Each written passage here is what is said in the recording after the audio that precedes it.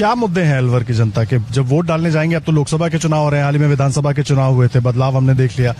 लोकसभा में क्या मुद्दे होने वाले हैं आप लोगों के? यहीं के आप लोग सब रहने? लोकसभा में जो सबसे पहले एक मुद्दा उठा रहे हैं कि बाहरी आदमी है बीजेपी का कैंडिडेट। कोई बाहरी नहीं है। मेरा विधानसभा किशनगढ़वास में पड़ता है गांव बिल्हाड़ी गांव। इस आदमी ने हमारा गांव करीब पिछले 10 सालों से गोद ले रखा है और हमारे विधानसभा में ऐसे बहुत सारे गांव हैं जो भूपेंद्र जी ने वहां गोद ले रखे हैं। उन गांवों में इतना विकास हो रहा है, बहुत अच्छा विकास किया है। तो उधर काफी अच्छे वोटों से वो जीतेंगे और पूरा अलवर लोकसभा जो क्षेत्र है, पिछली बार 3 लाख के करीब से भंवर जो यहाँ के बहुत जितेंद्र सिंह जी बहुत ही अच्छे लीडर थे, केंद्र सरकार में भी लीडर रहे, केंद्रीय मंत्री रहे, उसको 3 लाख वोटों से हराया है। हम मानते हैं कि अब की बार कम से कम 5 लाख वोटों का अंतर रहेगा। भूपेंद्र जी 5 लाख वोटों से कम जीतेंगे, क्योंकि मोदी जी ने जो कार्य किए देश में, उनका प्रभाव जनता में आज दिख रहा है, साफ साफ दिख रहा है। आम आदमी अपने आप को सुरक्षित समझ रहा है, महिलाएं सब सुरक्षित हैं। आज अगर आप बात करें कि रोडों पे देखो आप कितने अच्छे रोड बनाए, बहुत विकास के कार्य किए हैं। तो 100% यही है, भूपेंद्र जी यहाँ से कम 5 लाख से वोट जीतेंगे। ठीक है, इनको लगता है भूपेंद्र यादव यहाँ से जीतेंगे। क्या मुद्दे हैं युवाओं के यहाँ पर, क्या मुद्दे होने वाले हैं? एक और दूसरा, आपको भी लगता है कि जो वो कह रहे हैं कि 5 लाख वोटों से जीतेंगे या कुछ बदलाव होने वाला? जैसा बड़े भाई जी ने बताया कि अलवर के अंदर भूपेंद्र यादव निश्चित जीतेंगे और लगभग जो 5 लाख वोटों का अंतर रहेगा। और अलवर का एक सौभाग्य भी है कि इतना बड़ा नेता अलवर से लोकसभा का प्रत्याशी बना है। अलवर शहर के लिए बड़ा सौभाग्य है, क्योंकि वो 2 बार राज्यसभा से जा चुके हैं और वर्तमान में कैबिनेट मिनिस्टर हैं, भारत सरकार के अंदर वन व पर्यावरण मंत्री है।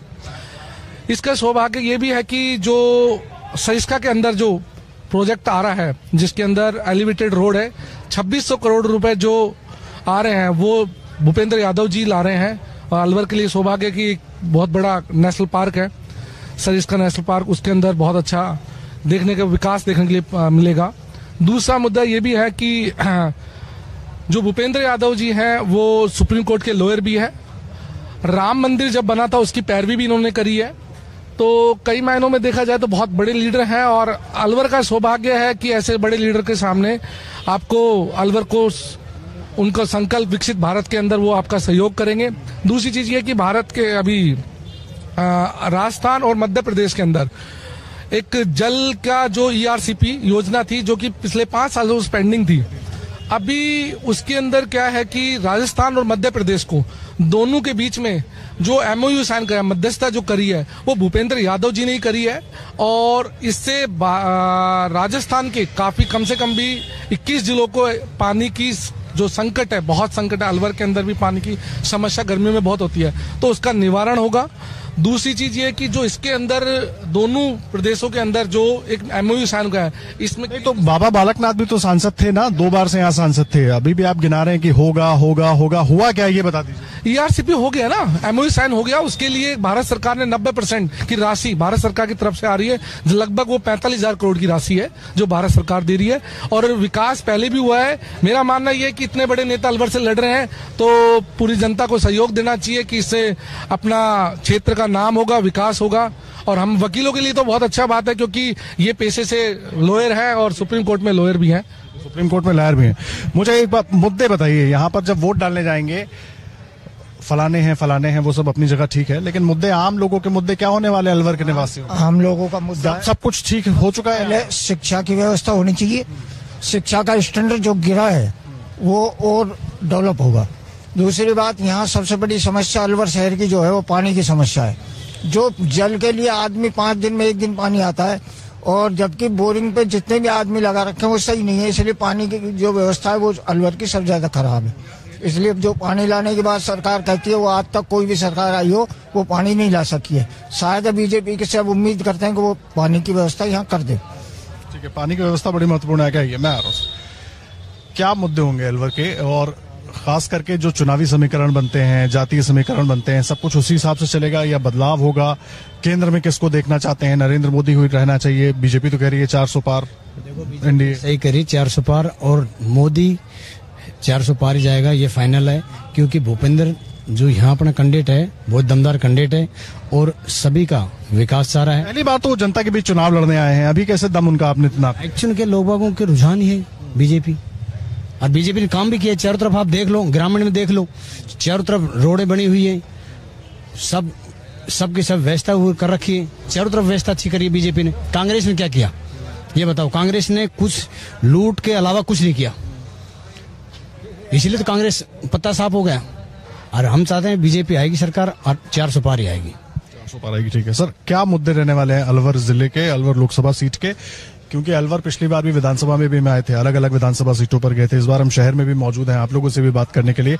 मुद्दे क्या रहने वाले हैं? क्योंकि विकास के वादे तो होते रहे, सरकारें आती रही जाती रही, अब 10 साल से केंद्र में बीजेपी की सरकार है। क्योंकि लोकसभा की बात हो रही है इसलिए मैं कर रहा हूँ। बीजेपी के अपने दावे हैं, कांग्रेस के या मैं कहूँ इंडिया गठबंधन के अपने दावे हैं। क्या लग रहा है, किस पर भरोसा करने वाली है अलवर की जनता? देखिए, सबसे बड़ी बात तो ये है कि ये जो मेरे साथी लोग जो समस्याएं बता रहे हैं वो स्थानीय समस्याएं हैं, और जो संसद का जो ये चुनाव लोकसभा का होता है ये राष्ट्रीय मुद्दों पर होता है। तो मेरा कहना ये है कि राष्ट्रीय मुद्दों की जहां तक बात है, बड़ी बड़ी बातें कही जा रही हैं सत्तारूढ़ पार्टी द्वारा, लेकिन महंगाई पर, बेरोजगारी पर, पेट्रोल डीजल के जो दाम इन्होंने 2014 में आए थे हम कम करेंगे, गैस सिलेंडर वगैरह हम सस्ता करेंगे, जो रूटीन की जो आम आदमी की जो जरूरतें हैं उन जरूरतों के ऊपर कोई फोकस नहीं रहा है इस गवर्नमेंट का। बड़ी अच्छी बात है राम मंदिर बन गया, ये राम मंदिर बन जाने से हमारी कोई सारी समस्याएं जो हैं आम जनता की वो हल नहीं होने वाली हैं, केवल इस वजह से कि धर्म की पट्टी बांध के आंख के ऊपर कुछ भी करते जाओ, ये ठीक नहीं है। मेरा कहना यह है कि बेरोजगारी इस हद तक बढ़ गई है। लेकिन एक चीज मैं जोड़ूंगा, केवल राम मंदिर ही नहीं बना, और भी बहुत सारी चीजें बनी, राम मंदिर भी बना। मेरी बात सुनिए, मैं ये नहीं कह रहा कि और कुछ नहीं बना, लेकिन जो मूल मुद्दे हैं जिनको कहकर 2014 में बीजेपी सरकार आई थी, जिसने ये कहा था कि देखिए कितनी महंगाई है, ये कर देंगे, वो कर देंगे, बेरोजगारी को दूर कर देंगे, वहां तो इनका खाता खाली है। तो परेशानी सबसे बड़ी बात यह कि जो पढ़ा लिखा नवयुवक है वो कहाँ जा रहा है, उसके लिए कोई रोजगार नहीं है, वो भटकता फिर रहा है। केवल बात ये जरूर कह सकते हो कि साहब उसने दोनों हाथों को काम दे दिया, उंगलियों से लोग सारे दिन व्हाट्सएप देखते रहते हैं। अदरवाइज जितना फ्रस्ट्रेट इस समय यूथ है उतना कभी जीवन में नहीं रहा। तो मेरा कहना यह है कि ये सरकार नहीं आनी चाहिए, बदलाव होना चाहिए, दूसरों का काम देखिए, और बदलाव से ही लोकतंत्र मजबूत होता है। अगर आप ये वीडियो YouTube पर देख रहे हैं तो हमारे चैनल को सब्सक्राइब करें और बेल आइकन को दबाना ना भूलें। अगर आप Facebook पर ये वीडियो देख रहे हैं तो हमारे पेज को लाइक करें।